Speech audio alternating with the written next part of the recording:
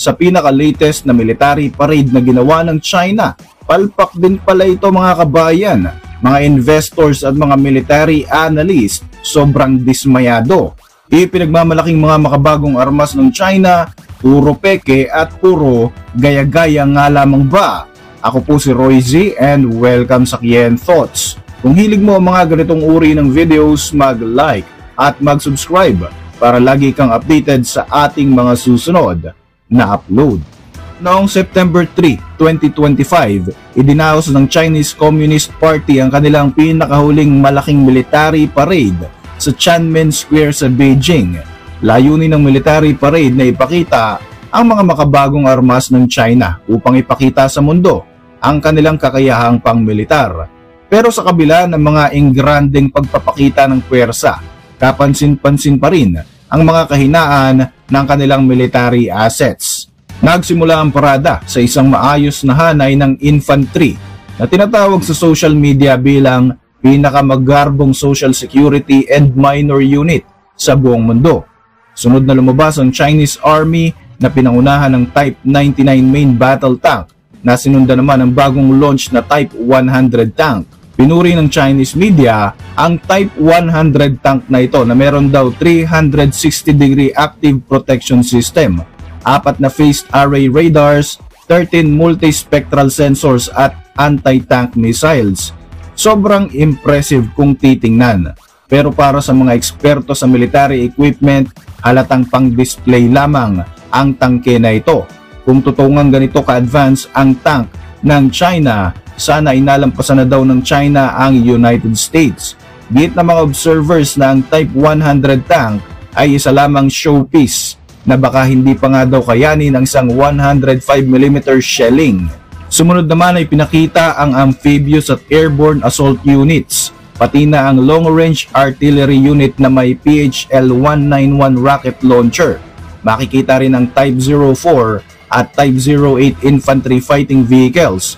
Ang Type 04, bagamat kalintulad ng Russian BMP at US M2 Bradley, ay may 21.5 tons na gamit ang aluminum armor. May tuturing na isang makaluma at halos phase-out na uri ng technology.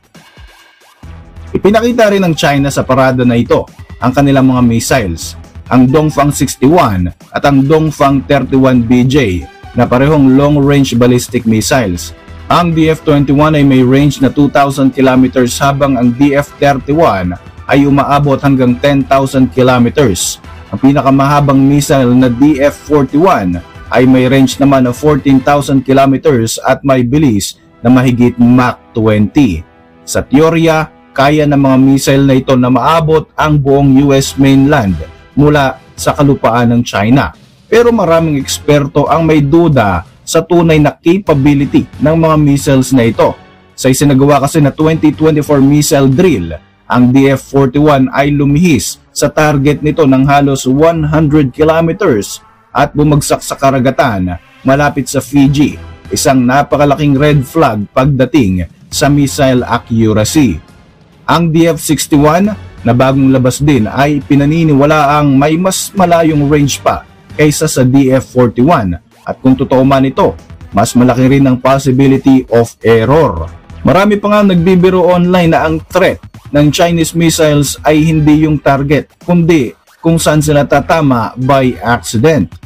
Isinama rin sa parada ang DF-31BJ, isang silo launch variant ng DF-31.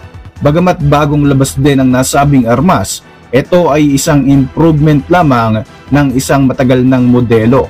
Kasama rin ang DF-5C. Ito naman ay isang old school na long-range missile na liquid fueled.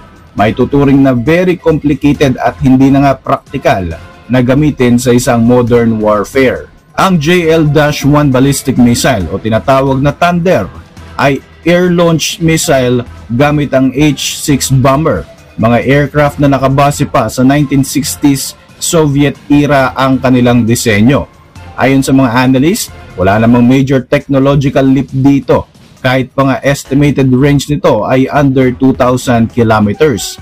Sa pamamagitan ng kombinasyon ng JL-1 na panghimpapawid, DF series na land-based at Julong series na seaborne, Nakabuo ang China ng tinatawag na Trinity Strike Capability para sa kanilang nuclear weapon. 3 sangay ng military na may kakayahang mag-deploy ng armas nuklear. Isa pa di umano sa kapansin-pansin ng mga sandata ng China ay ang Hongqi-29 missile na bahagi ng air defense system ng Chinese military.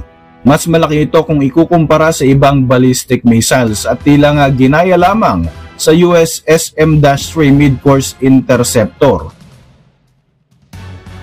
Ayon sa mga observers, ang laki nito ay nagpapakitang malayo ito sa pagiging praktikal kagaya ng ginagamit ng US.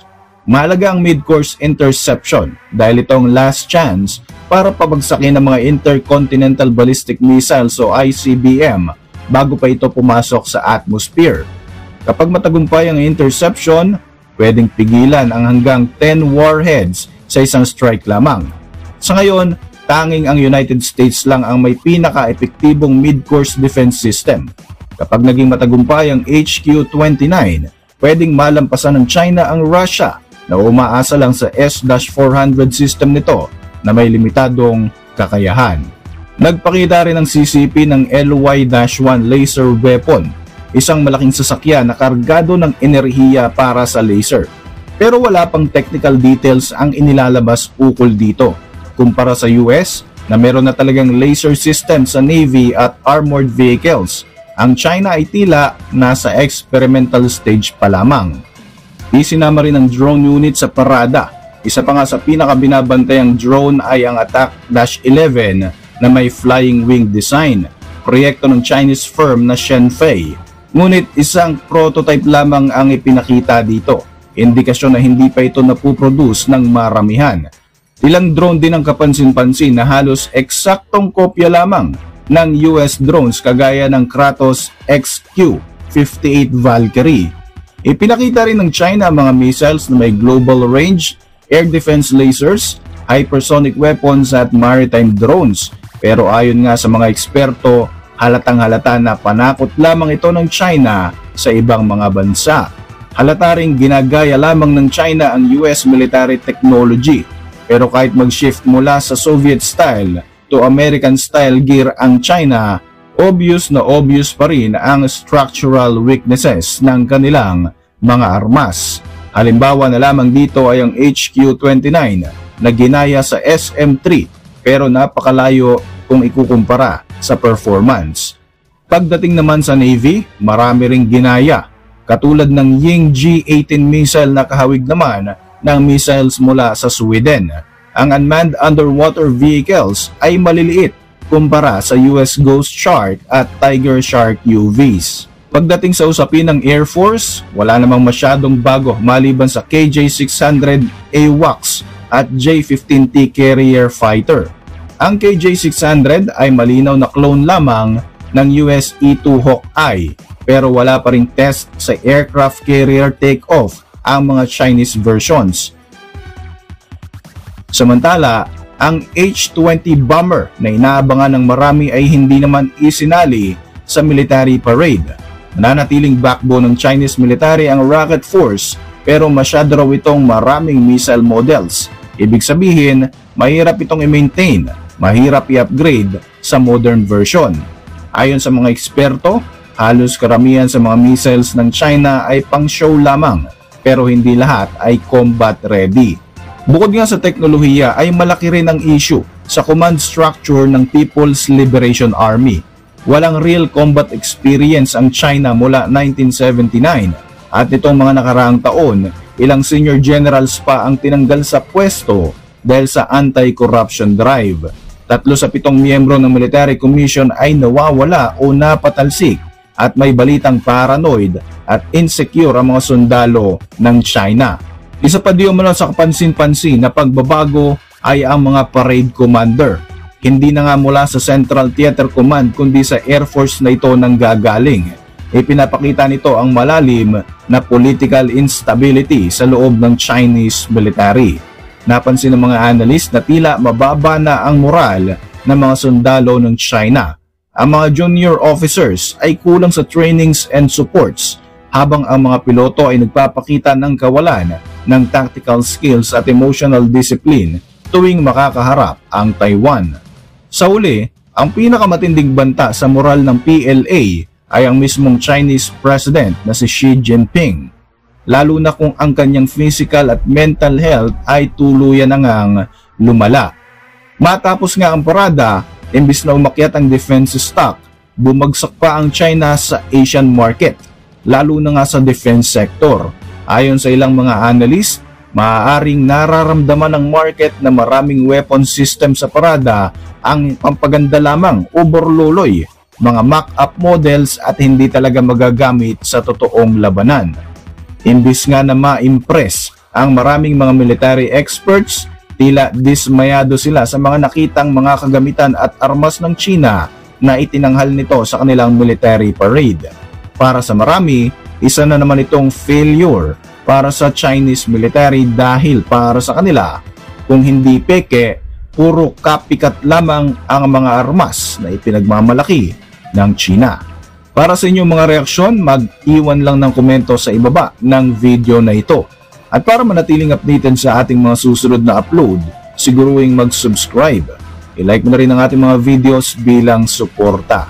Muli, ako po si Royzy at maraming salamat sa patuloy na pagsubaybay sa ating channel.